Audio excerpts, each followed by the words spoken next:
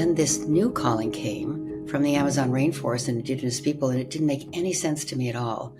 So I just had to face the fact that maybe there's a second journey here for me. So the indigenous world, with so many dimensions of the spirit world, that wasn't focused on the material world, but was really rooted in the call of earth wisdom, became something that I realized was part of who I actually am and who we all are, frankly. And I started to feel the accuracy, the integrity of that relationship with the natural world and all forms of life as we began to work with the indigenous people of the Amazon. So when we first encountered them in the first meeting, they said very clearly something that's a famous indigenous quote, that if you're coming to help us, even though we invited you here, if that's all you're coming to do, don't waste your time. But if you know somehow your liberation is bound up with ours, then let's work together.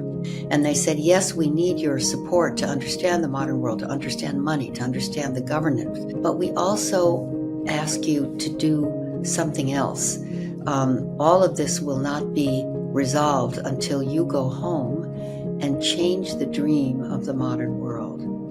Bring forth a new dream for humanity, an environmentally sustainable, spiritually fulfilling, and socially just human presence on this planet. But always, in the early years of Pachamama Alliance, we were haunted by how do we start to change the dream of the modern world. It's such a daunting task, but we knew that that's where the dangers to the rainforest and all other ecosystems were coming from a dream that's actually a trance of more of everything, of that we are placed on this earth to take, to consume, to take whatever we need. And that trance has gotten us in a lot of trouble, and it's inaccurate. The indigenous people are not in that trance. They see that we're caught in it. We need to get ourselves out of the trance.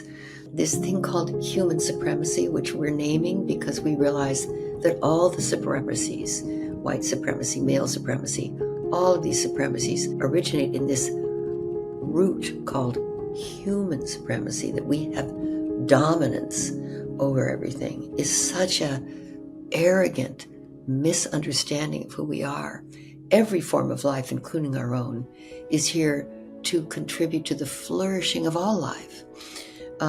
How to get out of this is everybody's quest. It's the great quest. It is the hero's journey. But now it's a human quest.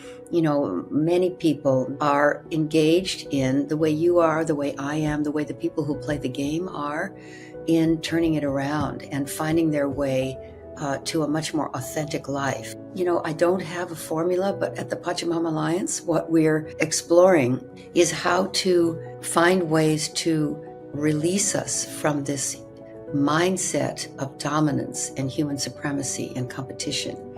And, you know, so much of it is embedded in our economic system, our political system, our education system, our health. Everything is embedded, all these signals and rewards and incentives, as you say. And to step out of that is really, really hard. But one surefire way to begin is to get deeply engaged with the natural world in ways that are humble, that calm down and begin to dislock the hubris of our species, to recognize that we are one of millions and millions and millions of species of immense intelligence on this planet. Indigenous people never bought into human supremacy. They never went there. And they live in a way of being that is a constant listening to and relating to all the different forms of life. We're very big on community, and I think you are too, Anilos. That community is really vital now, to be in communion with everyone on planet Earth and all forms of life, but to create communities of practice so that we learn from each other and fall more deeply in love with each other and with life, and turn our attention to the true game of life, the one that you're so beautifully designing and creating